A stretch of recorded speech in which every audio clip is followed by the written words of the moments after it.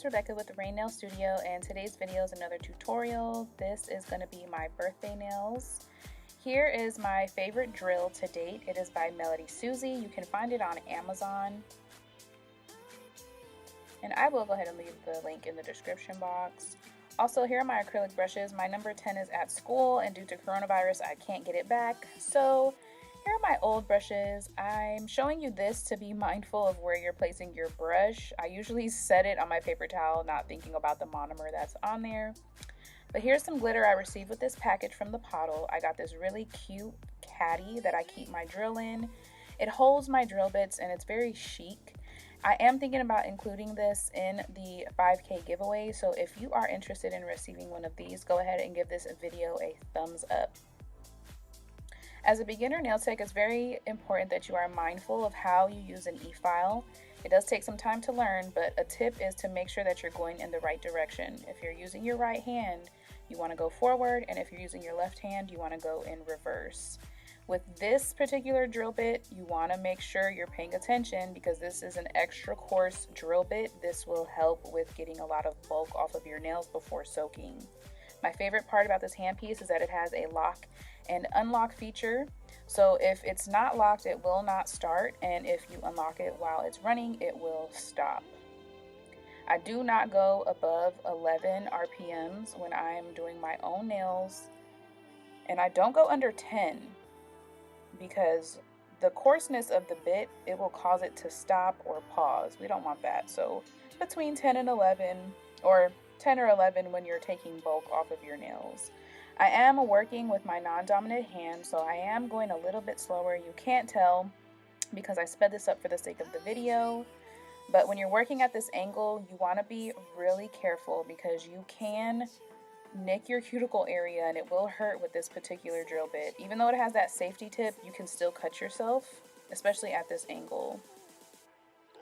And also, if you find yourself applying pressure while e-filing, you want to replace your drill bit. I recommend replacing it every 3 months.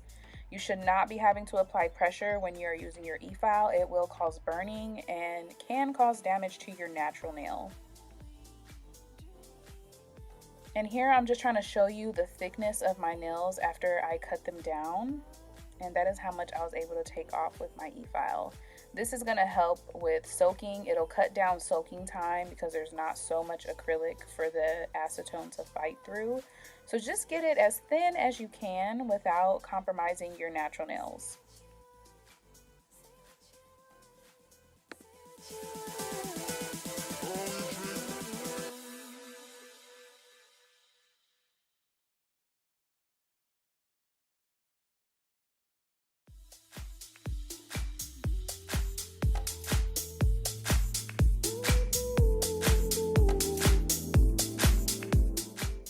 I found these really neat soaking bowls off of Amazon. They come with these little clips for the finger bowl, and under you can put hot or warm water to speed up the soaking process. You want to make sure not to overfill because when you put the finger bowl portion of it on top, it will overflow and spill. And to soak, I am using 100% pure acetone. I recommend putting it in a container that you can squeeze it out opposed to pouring, just to avoid mess or destroying anything that you have on your table or your table itself. Once I place my fingers in the bowl, I cover it with a towel to avoid the acetone from dissolving. And then I take a spoon that I got from the Slick Pour kit from Young Nails, and I like using this to scrape off the acrylic because it has a nice curve on it. And I don't scrape my actual nail bed. I try to get under the acrylic as much as I can without scraping my nail bed. You don't want to scrape your nail bed. Just be mindful of that. Take care of your nails. That's why we're soaking the acrylic off, to preserve our natural nails. And if the acrylic or acetone dries up before I can get it off, I usually take a hand file. I recommend using a 180 because it's not too coarse and not too soft, and you can get a little bit more of that acrylic off. I don't like using the e-file for this part because I just feel like it's just too rough, it moves too fast. So use a hand file for this part, and then I'm gonna soak it again for another 5 to 10 minutes just to get as much acrylic off as I can. Next, we're gonna push back our cuticles. This is my magic wand from Young Nails. And my one big tip that I also learned from Young Nails is to not overthink this part. You're just trying to push those back and get those cuticles out of the way. If you're working on a client, yes, you're gonna do your cuticle work and make sure that everything is clean and cuticle free. But me personally, I do my nails every week, so my cuticles, they're in pretty good condition. Next, I'm gonna take my sanding band. You wanna use a 180 sanding band just to get the shine off of your nails. Just trying to get them prepped for this primer and this acrylic. When you're using an e-file, do not go over 6 RPMs. It is your natural nail, so you wanna be really gentle. It does look like it's like I'm moving fast, but I'm actually going pretty slow. The e-file is going really slow, but you don't wanna go above 6. You want to get into the cuticle area as close as you can without cutting yourself. You can also prep the sanding band by turning on the e-file and running it along a nail file. And Young Nails has a really good e-filing video as well, so go ahead and check them out. Next, I'm using alcohol to dehydrate my nail and to dust off any excess skin, dust, or acrylic. And I go in a downward motion with a manicure brush. It's pretty abrasive, so it does help with the cleaning of my nail beds.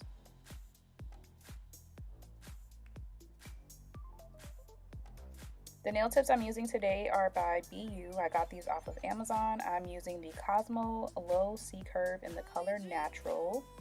I like these tips because they are flat. I have yet to master shaping using curved nails, so these are my favorite. But I'm using KDS glue. It is the best nail glue on the market, so you need to get you some.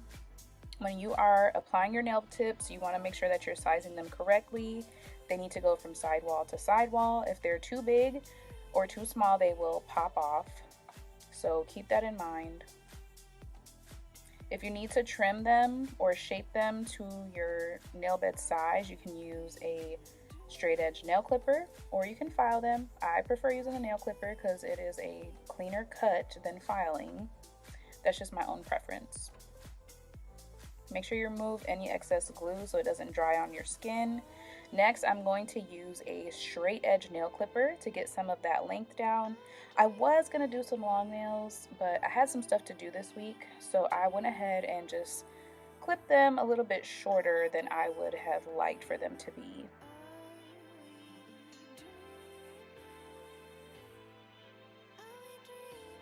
And to help with shaping, I did use the straight edge clippers as well. If you don't know, this is the best way to perfect your shape. Kind of get a blueprint for the shape that you want using a straight edge nail clipper. I was going for a coffin, but I ended up filing too much, so I just made them all stilettos.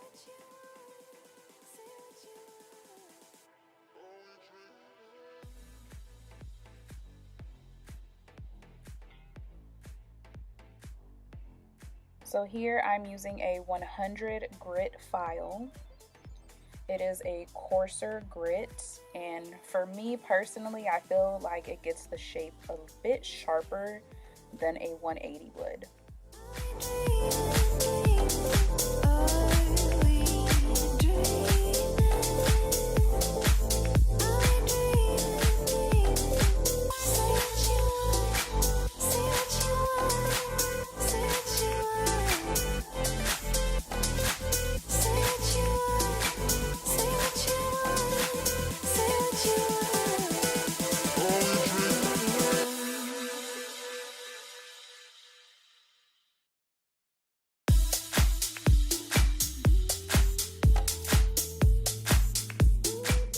Next, I'm taking that same sanding band and kind of blending the tip, roughing it up a little bit. I've heard that this will help the acrylic adhere. I don't think it makes that much of a difference, but I do it anyway, just to blend that tip into my fingernail. Make sure that you're not filing the actual nail bed, just the nail tip.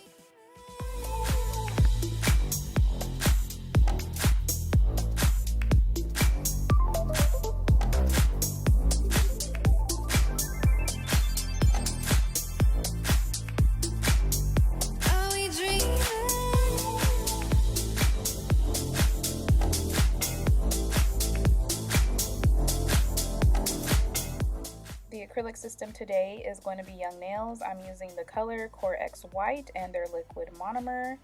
This is the glitter that I got from the bottle, and I'm going to mix that with some clear acrylic. Next, I've dehydrated the nails again because I did file, so I was getting some of that dust off. Here I'm using the Young Nails primer, and I do 2 coats to avoid any lifting. I am pretty rough with my nails, so I do 2 coats. You can do 1, but I prefer to do 2. Next, I'm laying a clear base of acrylic. This is not to build the nail. This is just to keep my nails safe if I decide to change my color during my fill. And one thing that I have learned over time is that with a clear base of acrylic, before applying your colored acrylic, it will help prevent lifting. And I believe this is because the colored acrylic that I have used has really just been a pigment more so than an actual, colored acrylic. It's been more pigment. So I feel like the clear base really helps adhere the colored acrylic that you're using. Now, when working with white, it is a bit difficult. You will have to practice a lot because I have learned that it dries up pretty quickly. And it's hard to get a good color payout because you'll get a lot of hollows. It'll have uneven color. So just take your time. Use wetter beads to get the desired color that you're looking for when you're using white.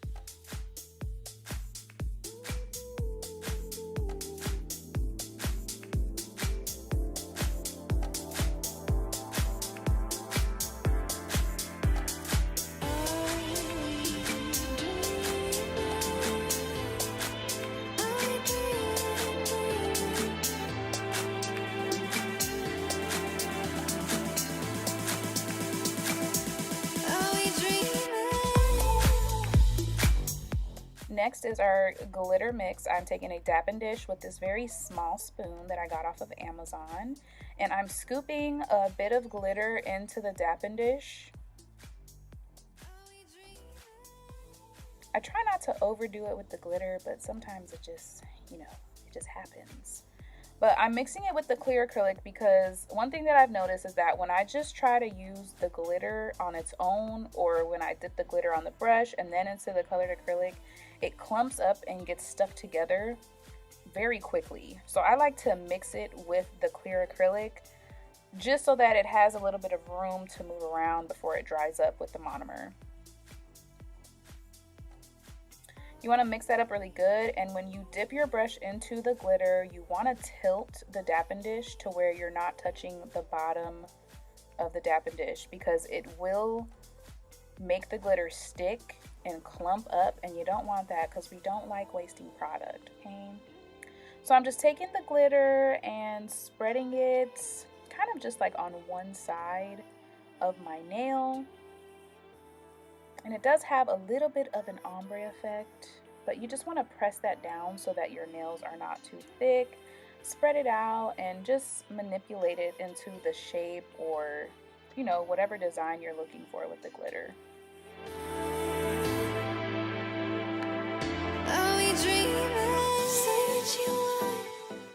Huge tip here for all of my beginner nail techs. If you're using colored acrylic, one important thing that you need to know is that if it says cover that is just a color, so you need to cap it with clear acrylic to protect it when you're filing. So if it says cover, you need to cap it. If it says core, you don't have to worry about a thing.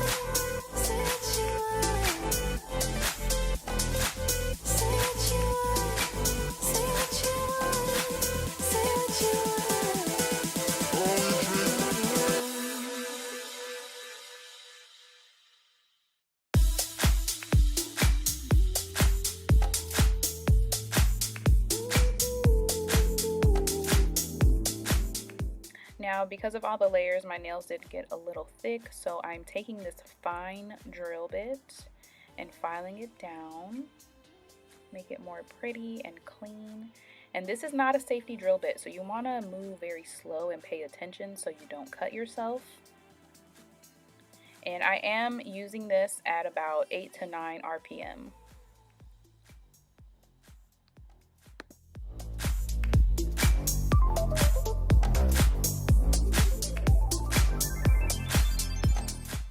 Alright, let's get into filing. I have not found a method using the e-file that really works for me. I don't know which drill bit everyone is using to file the nails, so I prefer hand filing. On this part, for the sides, to clean up the sides, I like to use a 100 grit, and that's just because it makes the nails a lot sharper. It gives me that feel and just the crispness that I like on my nails. To file and smooth out the top of the nail, I use a 180 grit. It's not as coarse, so it will even out all the bumps and lumps and just get them smooth along the top.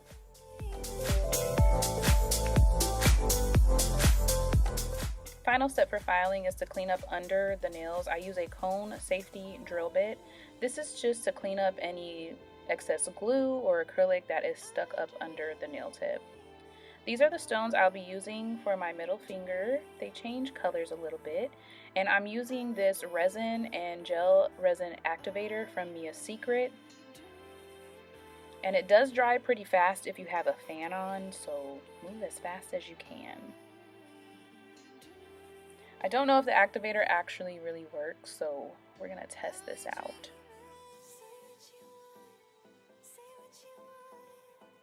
And this little pen, or I don't know what, wax pen, I don't know what it is. I got it off of Amazon. I get everything off of Amazon, you guys. I love Amazon. Once you set the stones, you will go ahead and spray the activator on.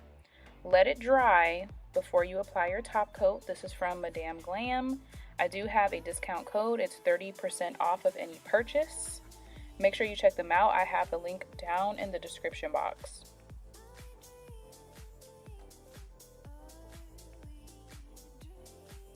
When you are polishing or doing your top coat, make sure not to put it on top of your rhinestones. You want to do it around and maybe in between with like a small gel brush. But because it's at my cuticle area, I just do it up to the stones.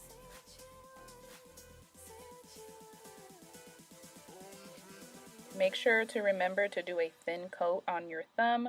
Not too thin to where the gel is all spread out, but thin enough to where it doesn't roll to the side when you put it into your curing lamp. I just took some alcohol on a lint-free wipe and wiped my nails off to get rid of that sticky layer.